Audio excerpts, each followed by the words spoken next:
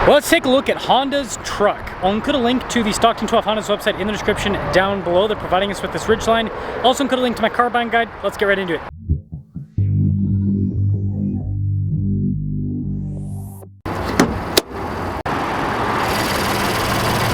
Under the hood is a 3.5 liter V6 that goes through a 9-speed automatic. Fuel economy is 18 around town, 23 on the highway, with power outputs being 280 horsepower and then 262 pound-feet of torque. We're closing in on 500,000 subscribers. I'd really appreciate it if you'd help out with that. Now you can get the TrailSport in cool colors. This one though, not so crazy. Cool daytime running lights with this package. You've got metallic gray for the grille with the TrailSport badge. And then you can see here we do have fog lights at the bottom. We also have little turn signal indicators. Altogether, I really do think this needs a redesign. Everyone thinks it needs a redesign, but Honda is being slow. Tire and wheel setup is 245 by 60 by 18. You've got all-terrain tires, metallic gray for the wheels, 5-spoke, which is kind of rugged looking. Now, independent suspension in the front and in the rear with this truck.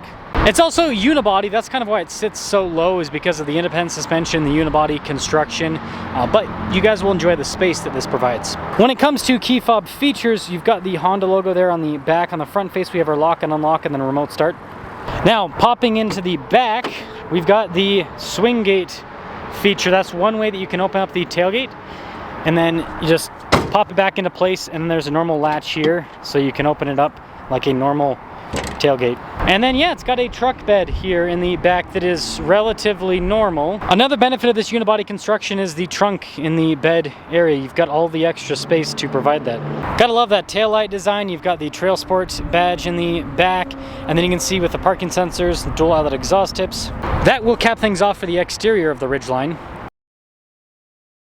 This week's giveaway makes my Jeep look lame because it is a supercharged Rubicon 392 that is fully decked out, producing 650 horsepower. Now, not only can you win this Rubicon 392, but part of the giveaway is also $26,000 in cash to help pay for the taxes. And not only that, your donations go towards helping children's and veterans charities. So use code BHC or click the link in the description down below or in the pinned comment. Any donation, $25 or more, will give you 4x bonus entries. Let's now check out the interior. Soft touch on the door panel. I like the stitching that goes across. You can see a little cup holder there next to it too. And then look at these seats perforated all down the center portion. Got the little handle here to pull up these seats, so it's nicely labeled. I like the seating position in the Ridgeline. Now, it's not like it's crazy spacious back here. Again, this is mid-size pickup truck levels of space, but it's very comfortable in the back. And then we do have some vents here in the rear, if the camera will pull those up. There's also a little charging port. And then headroom back here is also pretty good. Keyless entry for up front, and let's check it out. Blind spot monitoring with the mirrors, and then we do have memory seats. The buttons for it are just down below, and then you can see here with the front windows automatic, and there's some soft touch here on the door panel. 1477 on the payload capacity. TrailSport there, again perforated all down the center. You've got your power adjustments on the side with lumbar support. The front passenger seat's power adjustable, but no lumbar. Now the mirrors do power fold in. You've got your econ mode here on the side, and then other shortcut buttons for like the parking sensors, lane departure, collision assistance, the cargo light, stability control. When it comes to the steering wheel, you've got nice perforated trim on the other side, so you can get a little bit of a better grip. Paddles on the back of the steering wheel. On the front face, there's practical controls for the cruise control. It has lane centering built in. Heated steering wheel.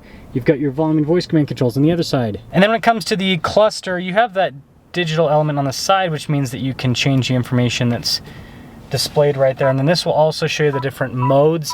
This mainly changes the all-wheel drive system. And if I remember right, the system's advanced, but it's not quite as good as what's in the new Passport.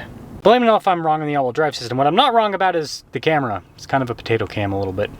Now when it comes to the rest of the infotainment system, you've got the little shortcut bar there on the side. And this is kind of newer in the Ridgeline, the whole system. It does have, the camera just died again, Apple CarPlay and Android Auto. But yeah, it functions pretty well. This also comes with Tri-Zone Climate. Again, it's built off of the old Pilot, so kind of has some nice stuff from it. And then below that, you've got your controls for the heated seats, USB ports, 12 volt. Also a phone charging pad, some cup holders, the buttons for the transmission select. That's your drive mode select for the all-wheel drive system, and then your auto stop start. Big center console here. Nice trim on the top there. Just a regular rear view mirror, and then this does have a regular sunroof. $47,285 is the MSRP, and let's see how this performs. Let's set off in the Ridgeline TrailSport.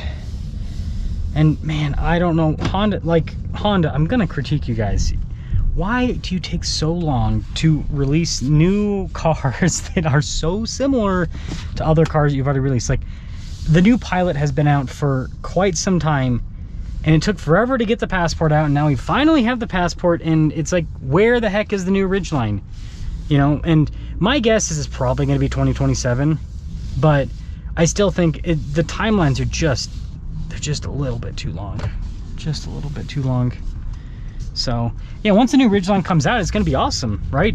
Especially if they style it like the Passport.